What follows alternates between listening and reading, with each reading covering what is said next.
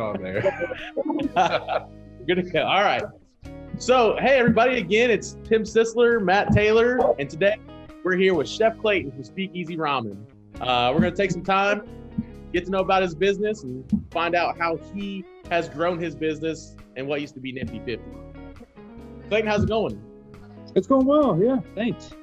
Good, good. So, I don't know if you've met Matt Taylor, but he's joined the Solomon Group recently, and we're getting him out here and letting him get to test out the video and meet some people. He's trying my nerve. Yeah. I don't know what it is. I'm always nervous to do things like this, but you know it's so casual and down to earth, but it's always still a little nerve-wracking.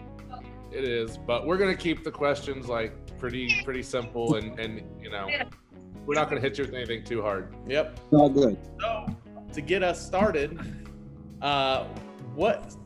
just before we got recording, you helped somebody out and helped them figure out how to order something that was gluten-free at a ramen shop. Sure. So, what's your recommendation? Yeah, so I mean, any allergies or anything, dietary restrictions, always come to us. I mean, we're trained professionals. Our team's really good in the back about no cross-contamination. So if somebody comes through and they're allergic to peanuts or shrimp, those are severe allergies that can really hurt somebody. We take it very serious. So you're always comfortable here. Our menu doesn't always display these options, but if you talk to our staff, they're trained in this. So they'll know how to guide you through the menu. Little twists and turns you can do to some of our normal dishes to make them gluten-free or abide by any allergy that somebody would have. So I would say call in, just walk in, you'll be fine. We'll lead you to the promised land. Yeah. What were the noodles that you had recommended? Oh, the shirataki noodles. So Shirataki, it's okay. a beautiful noodle made out of Japanese yam starch. And so they're really keto friendly and they're gluten free. So that's a way for us to get buy both of those. Absolutely, that's awesome. Excellent. Nice.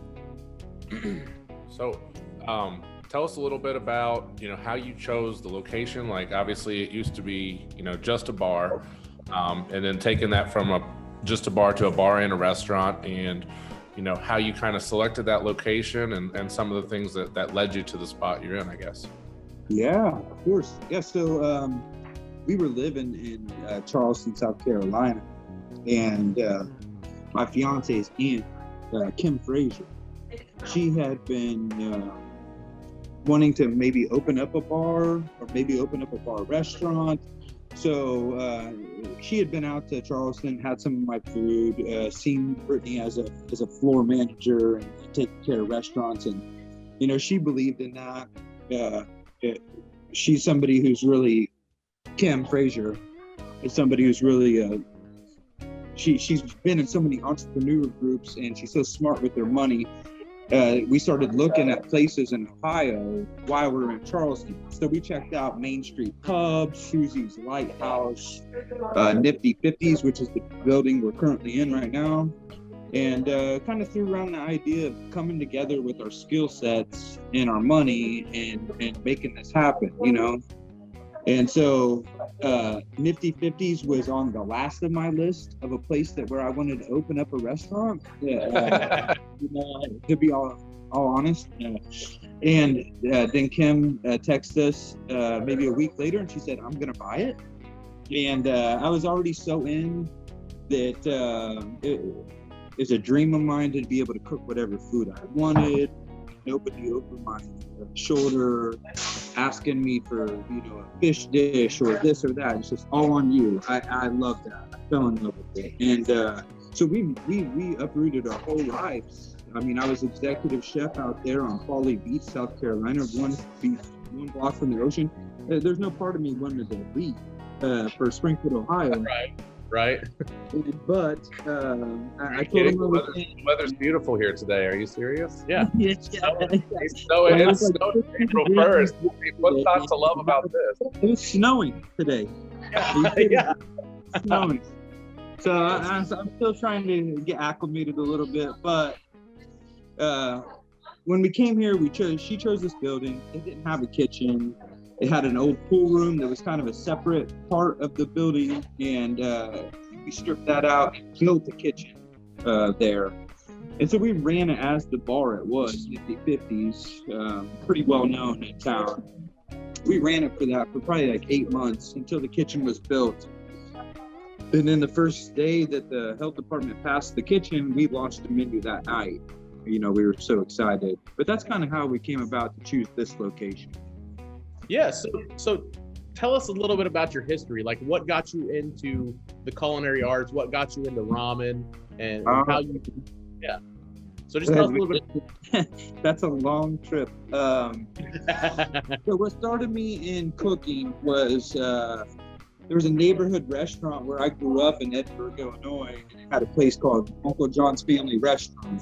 And the day that it was built, I went in and applied for the job, and they offered me the dishwashing position for $5.25 an hour, making big bucks. And so I took that position and slowly started to.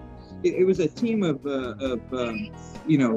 well-seasoned chefs. The owner was a well-seasoned chef, and then they would send a lot of their line cooks to Le Cordon Bleu in Chicago. And they'd come back with a lot of French techniques and stuff. We were cooking Italian and country food. Okay. I fell in love. I didn't know what I wanted to do at that time. I was young and dumb, and I didn't know whether I wasn't real good at school, and I didn't see any future in college, and as I worked there for years and years and years, I never knew it was coming, but it was setting me up to be a chef, and I never knew it. Eventually they got me on the line cooking food instead of washing dishes, and there was no looking back for me. Yeah, when it comes to Asian food, though, I moved to Charleston, South Carolina, which is a real step up in my career because they're extremely talented out there. A lot of times you have a sous chef that could be the executive chef or something like that. And I just worked really hard, and while everybody else was partying at night, I was at home studying YouTube videos on how to make bulgogi. Then eventually I came to my own love and passion about certain cuisines. Well, right about that time, I ran into my teacher, who I call him my teacher. I was 10 years in, but he was Japanese fella, and he has these techniques and work ethic about him that blew everybody around me away. So I just followed him to the earth, and it ended up making a really strong passion for izakaya style food, anything Asian, really. You were talking about pho earlier. The pho is that we fell in love with and tried to conquer. So, and that's kind of the short term of how I fell in love with Asian food. Yeah. So and not only I know it's Speakeasy Ramen, but you guys also serve some of the tastiest sushi I've ever had. That bonito roll, I think I'm in love with it. It's my favorite, my brother. Yeah, and then you have the ribs. I'm not going to ask you the secret recipe, but maybe I won't ask it on camera. Yeah. But those ribs are to die for. So, I mean, it shows that you weren't just thinking straight up Japanese food in this ramen shop, but you're delivering an incredible product that I never really expected to see here in town. So, and you've seen success from that. You've maintained the bar. What's the next step? What's the next thing you plan on doing? I mean, first things first is making sure that our quality and discipline, consistency of Speakeasy Ramen never leaves. I want somebody to come in and have the same meal they had 3 weeks ago. I want a really serious staffing issues has been a real problem for us. It's not easy what we do. The kitchen's very disciplined. It's very hard, methodic. Once we get that down pat, the world's our oyster. Our owner, Kim Frazier, she would like to. She's very ambitious. She's got a fire in her belly that you don't see from a lot of people. She wants to have 4 different places by the end of the year as a goal. I love that. Whether those places will be in Dayton or the surrounding area is still in the air. But I know our goal from here is to move on and branch out. Not necessarily Speakeasy Ramen, but Speakeasy whatever we want. Speakeasy sushi, Speakeasy tapas, Speakeasy smokehouse and barbecue. Just our theme Speakeasy with whatever theme we want to create in food is because we got a lot to offer besides Japanese cuisine. So we're not trying to corner ourselves or limit ourselves to what we can do or what we want to do. Obviously, we can't open up 2 Speakeasy Ramens in Springfield, but we could certainly open up a Speakeasy Sushi and a Speakeasy Ramen in the same town here. And I feel like we would get the support we want, Absolutely. I definitely feel like this is a market that is really, really hungry for different types of cuisine. We haven't had this kind of a restaurant in Springfield in a long time or ever, to my knowledge. Right. So I think it's just a great concept. I definitely think you have an audience that's very receptive to it. And I haven't been in yet. I'm sorry to say. I have 2 small kids and my life's crazy. But everything I've heard from everybody that's been in there, everything, pictures and stuff, everything looks wonderful. I mean, I think you guys so much. did a great job, and it's awesome that you've taken that neighborhood kind of local bar and turned it into, a really awesome place and kept the bar as well. So, Well, not only that, but they also some of the best coffee I've had. I got you. Seriously, it's delicious, guys. If you ever stop at Speakeasy, get a cup of coffee with their sweet cream. It's amazing. Coffee's no different to us than a bowl of ramen. We take it very serious. We like our coffee a certain way, and that's what we deliver to you, Absolutely. So, yeah. Do you have any new additions coming to the menu anytime soon? Yeah, so right now we're in the action of implementing summer items. Okay. Spring salads and summer salads. Ramen's a very heavy fall winter dish. It's never going to leave our menu, so let's just supplement it with some dishes you can really get along with in the spring and in the summer. But besides that, we're working on implementing barbecue over here. We're going to do it slow and we're in no hurry. We just got the adjacent property from us across the street. Kim's owned that for a while. And we just had that rezoned into a commercial business property. So now, thanks to the city and the zoning board and everybody who's helped push that along the way, I'm appreciative of all that. We're gonna probably end up doing maybe a takeout place across the street for barbecue and or implementing smoked foods into Speakeasy Ramen's menu. So okay. We've had our wings before, maybe they're smoked now. Maybe we add on a tonkatsu ramen that's made out of smoked bones and meat, so then you get a smoky ramen. Got lots of fun stuff, cool ideas coming. But again, this is our baby. Let's take our time, make sure everybody that comes in this place gets what they deserve. Great customer service. We want it to feel like it's your uncle's barbecue you're going to. So you go over there and you feel at home, you feel comfortable, and then we treat you with love and respect, and then you leave feeling served well and like you got a bang for your buck. Well, I mean, I always feel like that when I come to Speakeasy Ramen. You guys never let me down. So, thanks, man. Thank you. No, well, thank you. I mean, it's delicious. So I'm just glad we have it. So, but before we let you go, got a couple final questions. Number one, what are your hours of business? What are your hours of operations? When can people come get this delicious cuisine? Great question. So our hours of operation are currently Monday through Thursday, 11 a.m. until 8 p.m. And then Friday and Saturday is 11 a.m. until 9 p.m. Sunday we're closed. That's family day for our whole team. But here, starting today, we're implementing an extra hour at nighttime. We've seen a lot of crowds come in and disappointed that they couldn't come in that late at night. So now through the weekday, we'll be open till 9, and through the weekends, we'll be open till 10. Sure. Nice. And then where can people find you online? Instagram.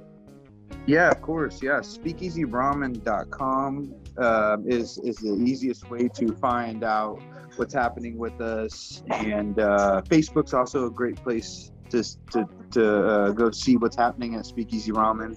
You'll see our specials. You'll see upcoming events. So I would say if I had to tell somebody the real way to see what's happening, if you're out of town and you don't want to travel that far and get disappointed, Facebook first, speakeasyramen.com second.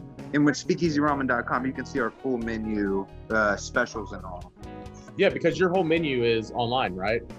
Yeah, it is. Yeah. As soon as we were passing out menus every day, and we were cleaning them down at the beginning of the coronavirus, and it seemed really tacky, and we weren't sure this would work, putting it all online, but we did anyway, and it ended up getting rave reviews. Yeah. People touch those old, dirty menus, and it's so easy for them to see the menu online. It's been working well. Sure. And we just actually had Andrew Lazier on a podcast with us, and he says hi, by the way. But What we do asked you him. know about anything? Well, I'll tell you what, he knows a lot about mixed drinks. A lot about mixed drinks. I would love to. We have great bartenders here, first of all. But Andrew is easily, bar none, the best bartender in town. It's not even a question. Well, I'd we'll have to agree with you, but we'll not tell him. That's right. It's a secret. Yeah. But, we asked him like how he battled the coronavirus and how he kept his business going throughout that.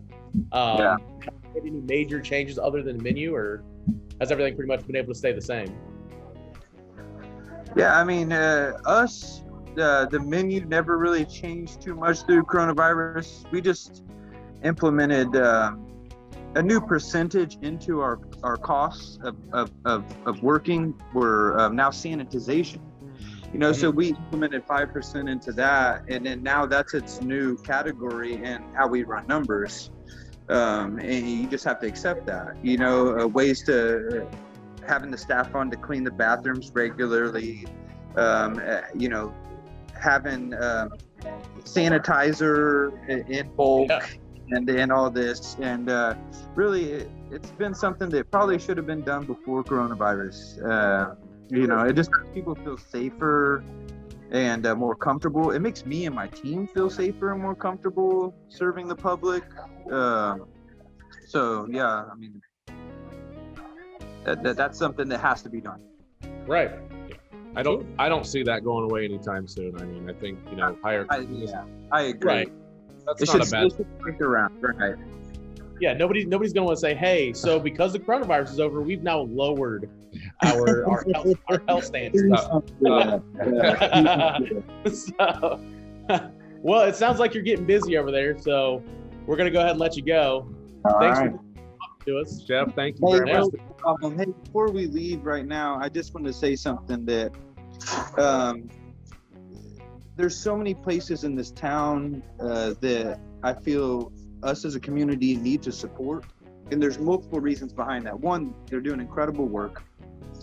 Two, they're helping make a food scene here that will in turn make people, a restaurant from Columbus that's doing very successful, they'll move here because they see places like Stella Blue doing so well. Oh, yeah. See Speakeasy Ramen doing well, or Guerrero's Tacos. I love that people think about us when it comes to the food scene, but we need to also think about Lisa Freeman and all her projects. Probably the hardest working chef in town, if you ask me. But Stella Blue, we just went there the other day, had the most incredible meal. Bubby's chicken and waffles, so quirky and weird off on its own. Adds so much character to our theme of this. I love Guerrero's does. So, how can you not? Yeah, so I feel like if the town supports those people and gets their back, that in turn it will help us help other restaurants see that, hey, you can open up a cool place here and you can survive serving quirky food or cultured food or whatever you want, as long as you're doing it right and doing it with your heart. The world's your oyster here in Springfield, Ohio. Well, that's the whole purpose of this podcast. We're trying to give people the chance to tell their story, to get Springfield more involved in your story and be part of that. And just show that we appreciate everything you guys are doing for the town. It's so important to support local business because all that money goes right back into your community. Absolutely. If you're supporting people who live, work, and play in the community, it's huge. And I think it's a wonderful thing. I think what you're doing is awesome. I agree. Check you out. So, goodbye. We're going to go ahead and get out of here. So, it was good talking to you. Hey, thank you so much. I appreciate your time. Thank you. I'll come get lunch tomorrow, probably. Appreciate your time. Hey, come in, lunch is on me, all right? You got it. Thanks. All right, bye, guys. See you later.